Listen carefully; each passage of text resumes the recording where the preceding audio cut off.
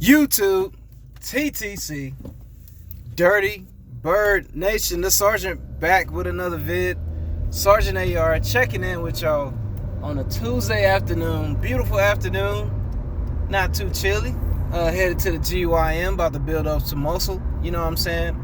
The bench press personal record that I'm shooting for right now is 405. I'm shooting for 405 by April, and I'm making progress. You know what I'm saying? I'm eating right. I'm feeling good. I'm lifting hard, getting gains every now and then. And yeah, man, I'm hitting the dumbbells and really keeping up my cardio as well. So shooting for that goal. Want to talk about the NFC South really quick.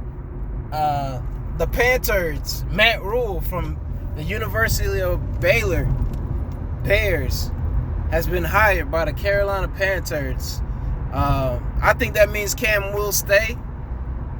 I think the same offense that Baylor ran is the same offense that the Carolina Panthers going to run with, a few wrinkles here and there. But they'll go to the spread. They'll go to the read option.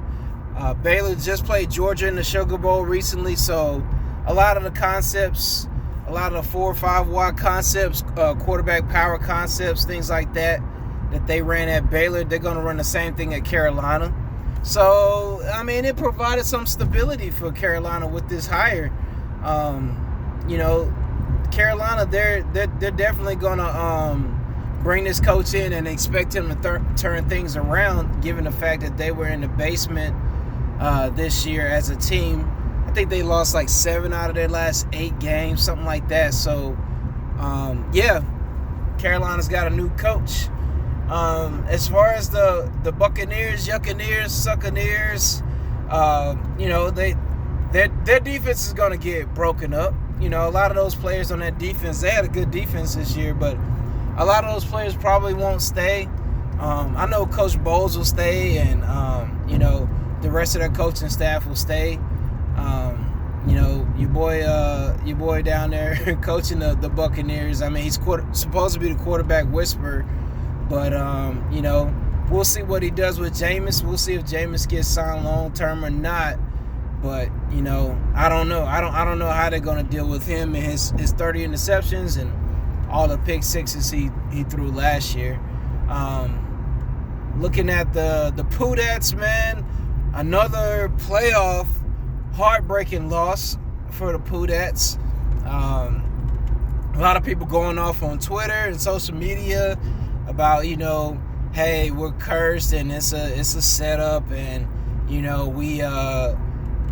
we're hated by, out of all 32 teams, we're hated the most by the NFL, and there's got to be a reason why we can't get no calls, and Kyle Rudolph pushed off, and blah, blah, blah, blah, blah, blah, blah, blah, blah. Excuses. Nobody talks about the time management. Nobody talks about the dumb mistakes they made in the fourth quarter. Nobody talks about Drew Brees having like 79 yards passing through the first 3 quarters. You know what I'm saying? They played terrible, and Cousins found a way to beat them just by being a game manager, not turning over the ball, and then throwing a jump ball to 6'6" Kyle Rudolph over 6' PJ Williams, and that's how they got the win. You know what I'm saying? Minnesota, I mean, they controlled the ball, they ran the ball. Dalvin Cook had a decent game, and they made plays towards the end. Now, Breeze didn't help him with the fumble and the interception he threw. He didn't help him, Taysom Hill, I don't know why Sean Payton doesn't use Taysom Hill more. That guy needs at least 15 to 20 touches a game. I mean, he's a baller, man. I mean, he's a Poohdad, but he's a baller. You know what I'm saying? If I was a coach, I would have him on the field. If we were on offense, I would have him on the field pretty much every play, and then I would make sure he got his touches, man. That guy's he's a good player. You know what I'm saying?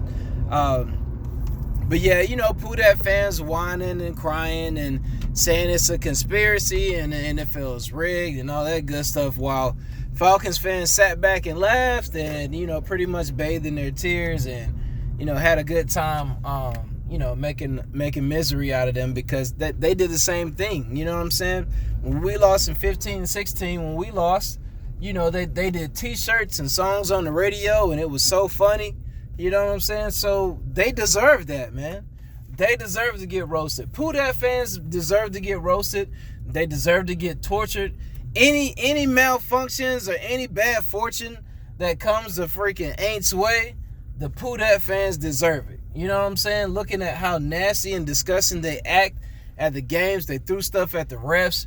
You know what I'm saying? Looking at how they just talk so much trash and have so much fun with my Dirty Birds losing the Super Bowl. Yeah, you deserve to be ridiculed. You deserve to get blasted.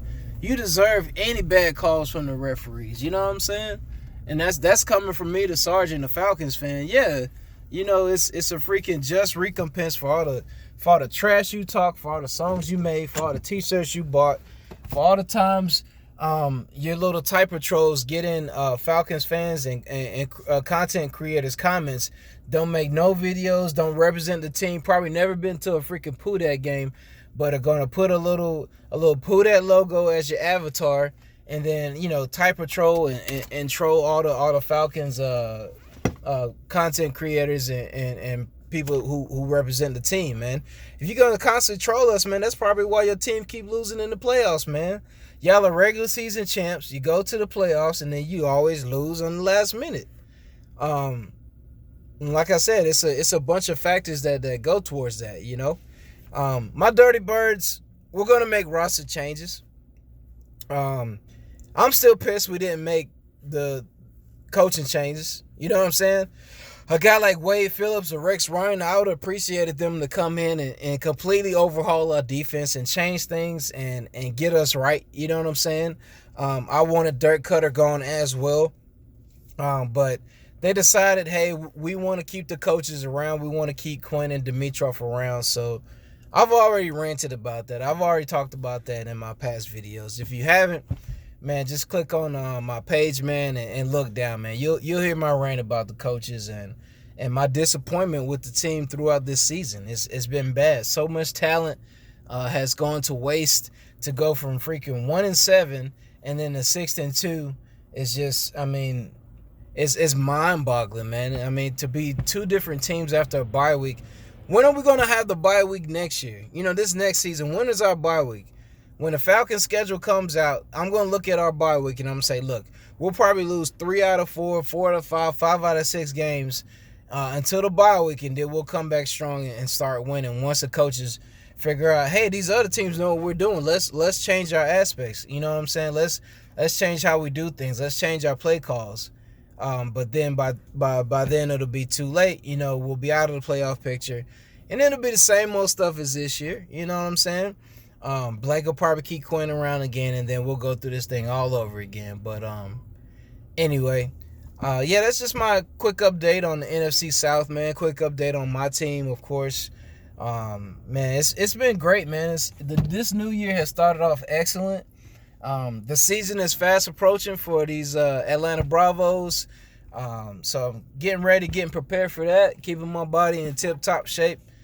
Feeling good, looking good as always, and still representing the team despite our failure of a 2019 season. You know what I'm saying? Still repping the team, still doing what I got to do to let people know, man. Dirty Birds forever, you know what I'm saying?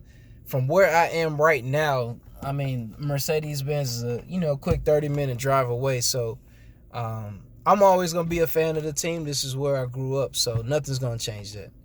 But anyway, this is Sergeant AR10. The video's starting to get long. We're at 9 minutes right now. I just want to say salute to all the Falcons fans out there. Have a great week.